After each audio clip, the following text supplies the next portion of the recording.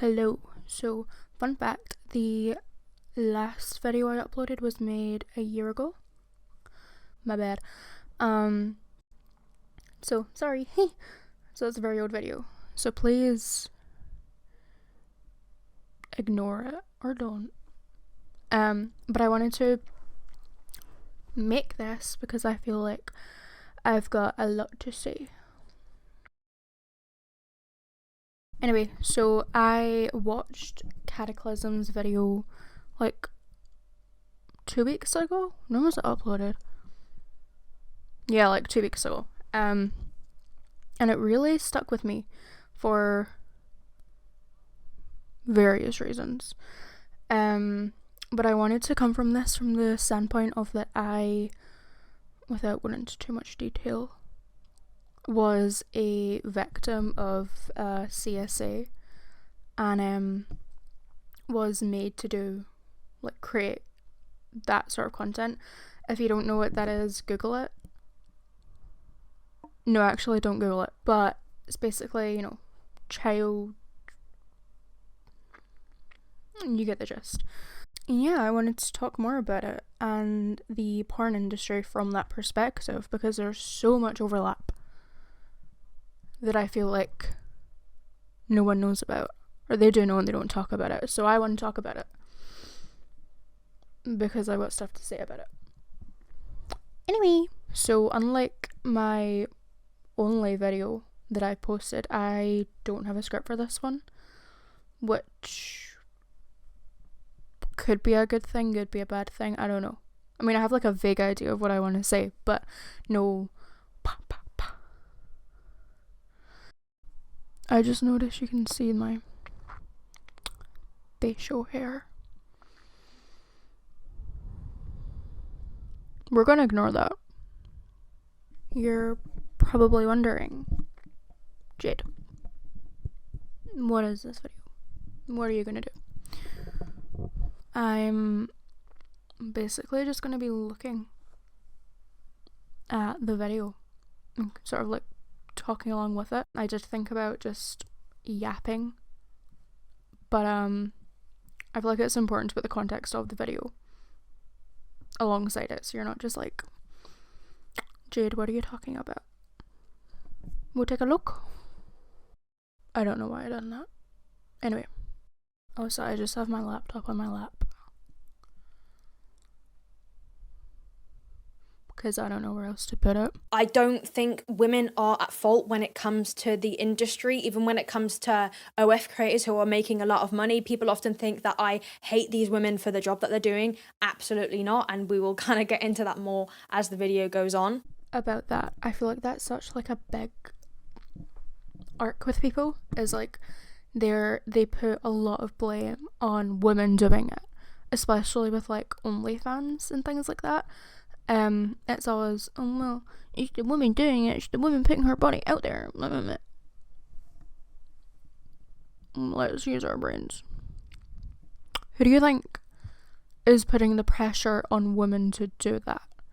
Where are they getting that from in the first place? Like, no one as a child is like, I want to do OnlyFans. Or well, maybe even like as a teen, so few women are like, I'm gonna do porn. I'm gonna do OnlyFans. Because it's ingrained into our minds from like such a young age that as we get older and we get more exposed to that, we learn, oh, well, our bodies are just used to, are only there to be sold or used, and they may as well profit from it.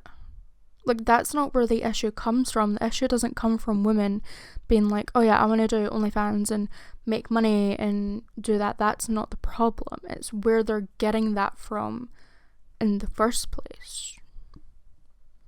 Now, I know online you've probably seen a lot of YouTube accounts, for example, the Whatever podcast, who preach that they're anti-pornography and blatantly not, with the way they kind of thumbnail their videos, and they kind of try and pull in people that are clearly corn-ridden in their head to then preach about how they're anti-corn, but they make all their money from bringing on corn stars. When you actually look at these people that are preaching this like anti-porn rhetoric, they're not against porn. They're against women using that system for their own gain. They're mad that men sort of created the system where women were viewed as objects, and they're mad that women are using that and using their body to profit from it, which I'm not saying is a good thing. Obviously, I'm not for that, really. But be true to yourself, maybe. Anyway. This doesn't mean to say, though, when I talk about my experiences with men, for example, who have had addictions, that is a great point for people to say, well, you've just had terrible experiences. Because although I can see that as a counter argument when people are like, looks like you've just had bad experiences, doesn't mean that everything is bad to do with porn. Yeah, obviously, I don't think every single element of pornography is terrible. I reckon you could kind of suck out some parts that aren't that bad. But when it comes to my experiences with men who have used too much pornography, I think it is a great summary and a great example of how terrible of an effect it has. This is sort of something that I get a lot. And I mean, something I've joked about myself. Like, I'm not immune to joking about, like, I have bad luck. But it gets to a point where you do question,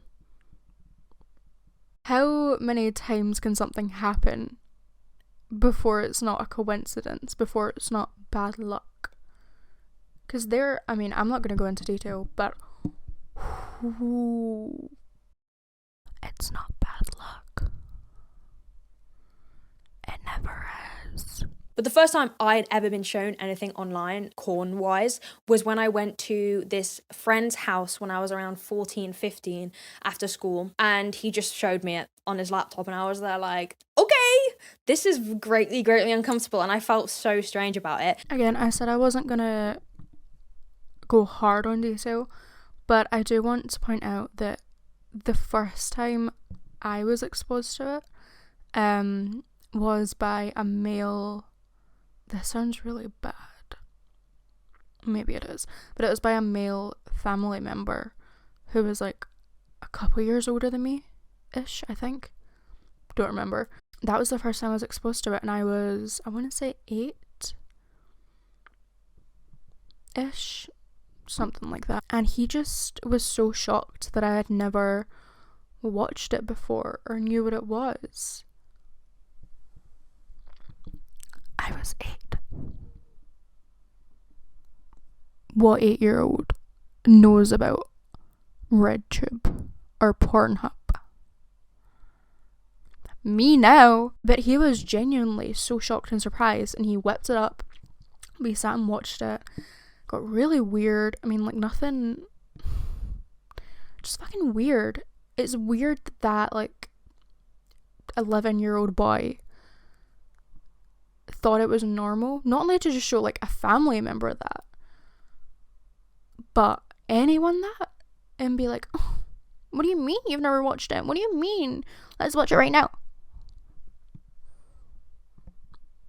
Let's not. But I want to also point out that was like when I think my sort of body issues started, was when I was exposed to that. And I remember begging my mum for a razor so I could shave down there and look like how those girls looked. 8 years old. 8 years old. Also did not know how to shave. It was bloody. And what's interesting is a lot of parents seem to think that they are very aware of what their child is doing on their phone, what their child is consuming, what their child is being exposed to. But I completely disagree. I'm just going to say, if you are not monitoring every single thing on your child's phone, on their laptop, on their tablet, on their PlayStation, you have no idea what they're doing. None. Like, I'm just saying that. You have no idea. And I don't think that that's necessarily, you know, like the parents' fault. I do think children should have some freedom in terms of like what they're doing online, you know, but only from my own I can only talk from my own experience, but my parents had no idea what I was doing online. None. And they thought they did. They didn't. And it caused some really, really bad things to happen. Such as what I mentioned at the start. I would never blame my parents for what happened, you know. I think especially because at the time, things like Snapchat and, you know, TikTok was Musical.ly. Or no, Musical.ly didn't even exist. You know, all these like newer forms of social media were new. And parents didn't really know how to monitor that, or how to even know what to do, or how to navigate that, because it was new. But I feel like now, right now, 2024, almost 2025. Anyway, back on track. There is so much more information out there now. It's not just like, old creepy men pretending to be little girl online. That's not what it is anymore, and we know that now. You know, when like I've been pretty open about what I've went through online. Like I make TikTok videos and Instagram posts and whatever. I'm not shying away from it. Like, people know what I went through, and I'm gonna keep talking about it because people need to know, or else nothing's gonna change. It's just gonna keep happening. But I also feel like people want to pretend like they're not saying it and that it doesn't exist, because it's so much easier to just pretend that. If you have a kid who's got a phone, if you don't go through it, you don't know what's there, and it makes your life easier. Okay, I'm back. I had lunch and tea. Anyway, I was with this one guy who literally, he could not get at the age of 16 when I was in a relationship at all. Like, he could not get aroused by me due to the severe amount of pornography that he had been consuming even at that age, which I didn't even realize would be a possibility, because you don't assume that at 16 people have been, you know, exposed to like a severe amount of online content. I feel like this is something that happens so much. I've only had one sort of experience surrounding that, not naming names, and I think people don't talk about how much that messes with your own like body image and your own self-image, because then you start thinking, oh, well, is it me? Like, am I not pretty enough? Am I not skinny enough? Or am I not big enough? You know, that you start going in this spiral of, yeah, the issue is that they're watching too much of that content. They're so used to their own hand and viewing that when it comes to you, they're so fixated on what they've saw before, and you're not that, because it's not realistic. You can't look like that naturally. That's not how people look. That's not how people act. That's not what sex is.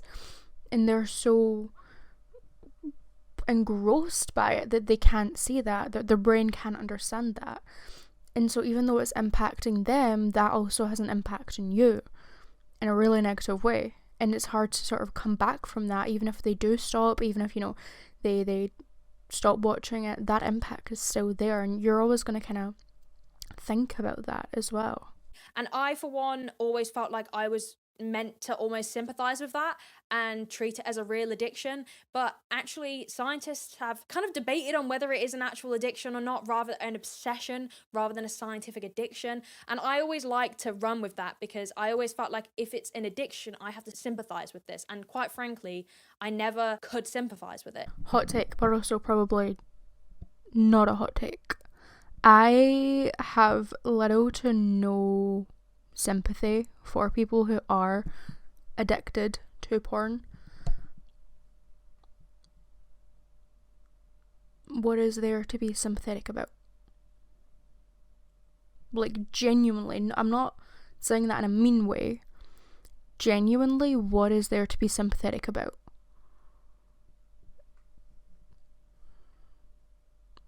Please inform me. I would love to know. Because you're negatively impacting yourself, everyone around you, and you're funding an industry that is inherently evil and wrong. But I'm meant to be sympathetic to you. Why? Genuinely, why? What is there for me to be like, I feel so bad for you?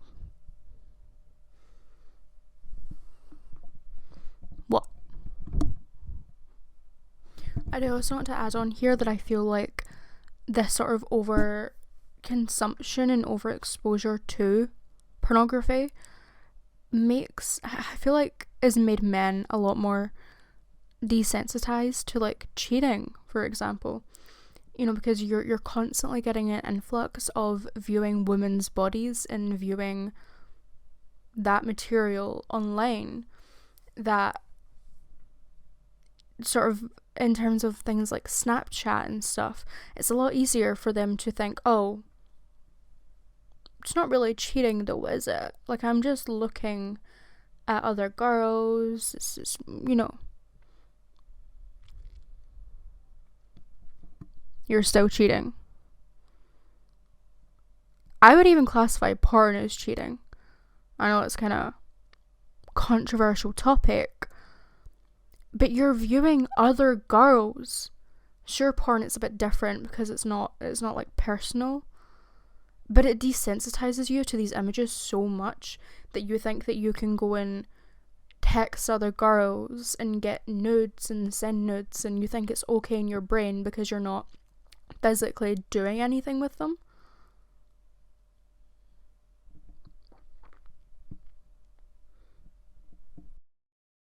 But when it comes to women, I think it's become so prevalent now in media in general that women have to live up to pornography standards. And there are so many things that you can talk about here that you've probably seen in comment sections from reels. For example, the whole "is it pink" thing, basically asking women if their genitals are pink. Also, if you remember when those like comments were popular and like everyone was leaving them, do you remember where they were leaving them? In children's comments and toddlers' video comments. You're weird. You're borderline PDF file. Not even borderline. You probably are. All of these standards are how children look. There has been reports of actual cases where women and victims have been uploaded onto porn sites, and it would have been an actual unconsensual experience that they can't even get removed, because the system when it comes to porn sites is pretty much impossible to get stuff removed. So imagine being a victim of rape or SA and then having that videoed and circulating online. This is something I've spoke about pretty openly before. I have like a post on my Instagram about it. And I was making a video like 2 years about it too, after it had all happened. But I never finished it. I might at some point, we'll see. But just surrounding my experience with this. So I make like video edits on TikTok. You know what they are. Anyway, and a big thing people use to get like video clips of like TV shows or movies to edit is Mega. It's like a file sharing drive where you can upload files and share them and download them. And that was really big in like the editing community, was using Mega. And if you're on Twitter, there's so many Mega accounts, like scene pack accounts. And I was looking for these, and I came across a weird post using the hashtag mega links. So I was like, oh, let me have a look at this. So I went on it, and the hashtag was people selling and distributing CSAM just on Twitter. There was hundreds and hundreds of posts with vile fucking fails. I mean, horrific. And one of the sort of posts I saw showed like folders, like a screenshot of folders of like different fucking categories, and one of the categories was very close to what I experienced, or was pretty much what I experienced as a kid. And I know that I was made to make that content when I was a child, and my brain was like, oh shit, that's me. They've got my content and people are sharing it in these like drives and files, and it led to me overdosing and being in hospital.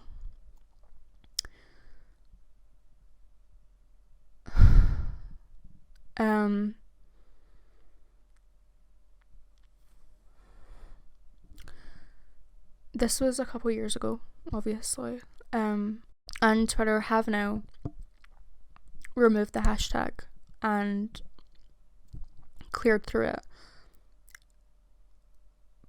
But it was there for so long. And it sort of led me down a rabbit hole of trying to find out how actually easy is it to access this stuff. If you know the keyword to use, it will be in the first page of Google.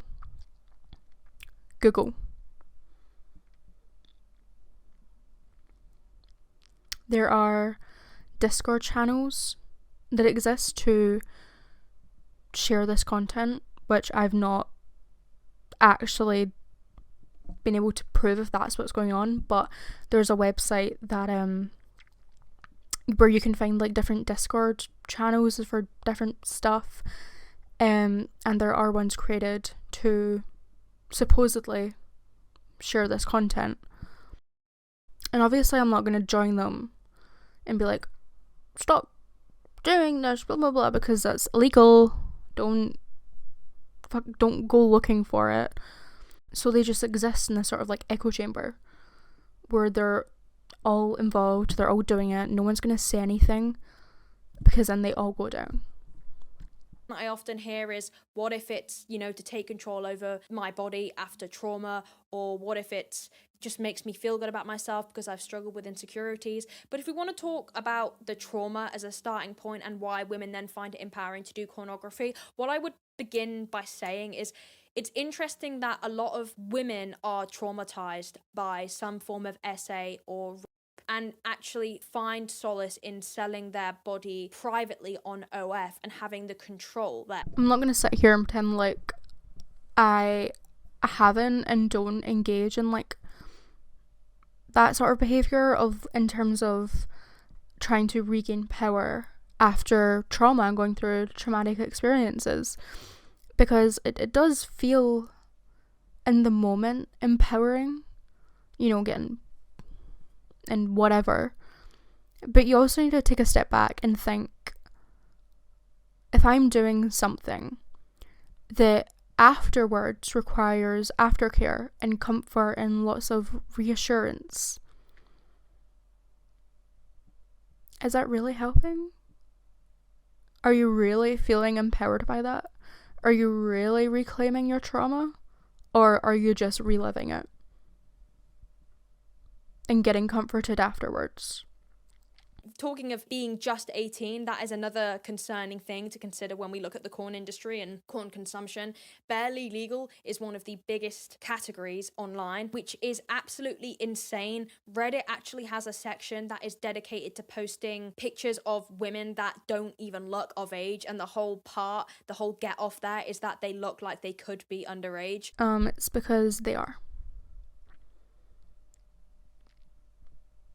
Majority of the time they are underage. They are. not legal. This has been a huge thing on Pornhub, and you know, there's lawsuits out against this, and it exists. All of those barely legal, just turned 18, no they hadn't, no they're not, they're underage girls. Now, this isn't me saying that it makes you a pedophile to view, you know, barely legal content. No, I'm gonna say it, you are. You are. I believe you are. Why do you feel the need to get off to a girl who looks and probably is underage? What part of your brain is that ticking off? It's not normal. You're weird. It shouldn't be fucking normalized. And don't get me started on these like, oh, schoolgirl role plays, stepdaughter, stepdad. You're weird. It should be illegal. It probably is legal if they're, you know, barely legal. They're not. Stop being a freak. Get help. Get off the internet. Actually, you should be locked up because you're a danger. Because this content desensitizes you to everything, and you're gonna keep wanting to find more of it and more until it's bad and very illegal. Sorry if I'm getting angry, because I am. I never really go into detail of like what happened to me when I was a kid, but you know, obviously this is something that I feel is so rooted in CSA, in how the sort of normalization of these topics and of porn and you know, like the teen category on these websites and even on Reddit and things. They are desensitizing people to this content, and it's just going to keep getting worse and younger and younger. And obviously people can look at it and be like, oh, well, that's wrong, I would never do that. But people are doing it. People are watching this content and making this content, and it's getting more and more, and people aren't really realizing the actual impact that has in real life and on the people who are consuming this content. I remember seeing an argument around like perpetrators of CSA, and one of the things was, oh well, why can't we like animate or deepfake videos for them to watch of kids, when everything that we know shows that the more content that they watch and engage with, the more likely they are to commit a crime against a child. And this is just all adding to it. It's the constant, I mean, it's everywhere. Go on your Instagram like homepage or your explore page and scroll. You will find some girl who looks questionable in age posed in a questionable way. You'll find it. I have like 4 Instagram accounts for various reasons. If you scroll, you will see at least one. You just will. It's everywhere. I'm not calling it fucking X. Twitter is the worst for it, in my opinion.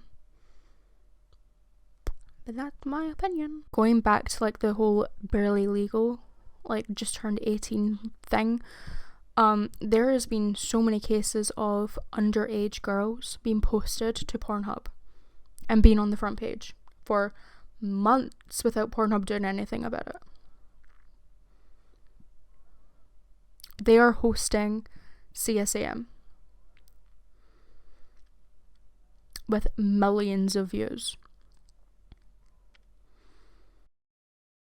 Now, something I've been kind of reading into in the past few months or so is kind of where I stand in terms of what kind of feminist I am. And radical feminism is something that I actually for a long time did see myself aligning with. I did see a lot of the takes and I'm like, yeah, that's me. I feel that. Until I kind of stumbled across this ideology that radical feminists are TERFs and they kind of disagree with including trans women in any of the issues, which is ridiculous for me. Because, for example, I think that pornography affects everybody, every woman, including trans women. Trans women are fetishized because of the porn industry. Of course they're involved. Of course they are included.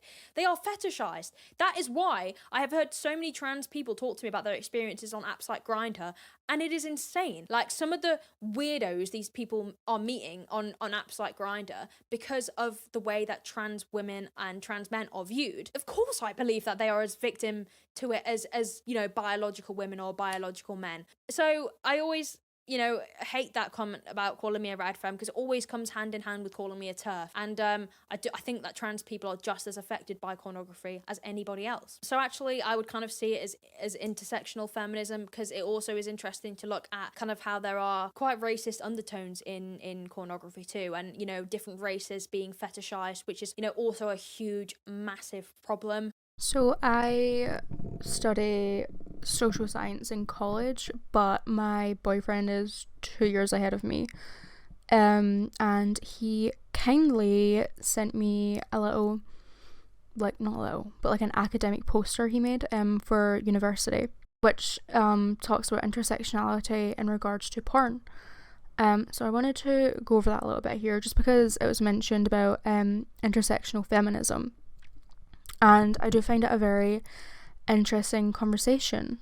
So intersectionality is basically the idea that there is a lot more nuance in terms of feminism, and I think it was specifically created in terms of Black women, and how these nuanced and differing experiences created a sort of like social divide, and if these weren't able to be understood or explored more, then the pushing of feminist movement actually would become more skewed, as these different women had different experiences, you know, depending on their sexuality, their race, their backgrounds, their social class.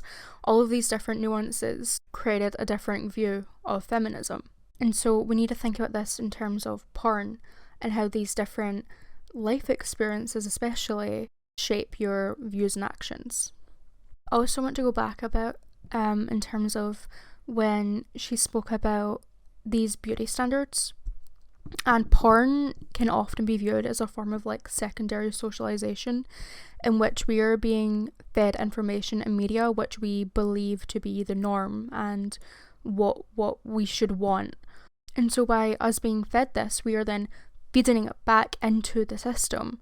So if we're like, oh, big titties, tiny waist, that gets fed and then they feed it back out, and it's just a constant loop. And so because we know that we are constantly cycling this information in and out of the porn system, who is mainly giving that information?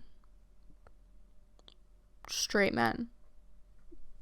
Straight men just are the main consumers of porn. And if they're the ones feeding into it, then they're the ones that's going to be fed by it back out, which is just pushing the narrative that they want instead of actually changing anything. That was pretty much the points I had to make from the video. And I just want to have a little ramble now about summing my thoughts up. I'm not going to sit here and be like, oh, I've never watched porn, I am an angel and perfect. No, I'm not. I obviously have. That's why I know that it's bad and evil and cruel. And I feel like, especially coming from my knowledge and perspective of, obviously it's very different in terms of I was never like in a porn company, or, you know, it was nothing like that. But I was still, as a child, forced to make content and, you know, found and horrible stuff, which I won't get into. But that all just feeds back, and it just influences everything. Like I was saying about Barely Legal, which is the biggest fucking problem. Like I said, I was working on a video like 2 years ago that I never finished, that I really would love to finish at some point, hopefully soon, because I put so much effort into it. I was interviewing people about it. I got so much information as things were like currently happening surrounding like Omegle being taken down, and I feel like this just really opens up a conversation to delve more into those darker, more taboo topics, which shouldn't be taboo in the first place, because that's how the cycle of abuse is continued. And I'm really grateful that this is a conversation that is happening more and more, and I feel like I have so much more to add, but those sort of feel like they have to be their own videos in and of themselves, because there's so much out there that people don't talk about and that is happening right now regarding this. And I'm grateful that I can give my input. Like I said, I have way more to talk about, but I don't want to drag this on for longer than it has to be. I just wanted this to be a sort of opening for more of what I want to do, and hopefully what people want to hear about. I hope you enjoyed my little input. I know it wasn't a lot, but I just wanted sort of like an introduction of more of the stuff I want to talk about and will talk about. And if you want to hear more about that, then stick around. I want to leave some resources as well, just in case any of this has impacted you in any way, or you know, you're struggling with anything mentioned here. There will be resources that you can visit in the description. And yeah, take care of yourself. I know it's a lot to talk about. It's heavy to listen about and hear about it and take that information in, but I hope you liked it, and I hope you want to hear more, because I will be talking more. Yeah, bye.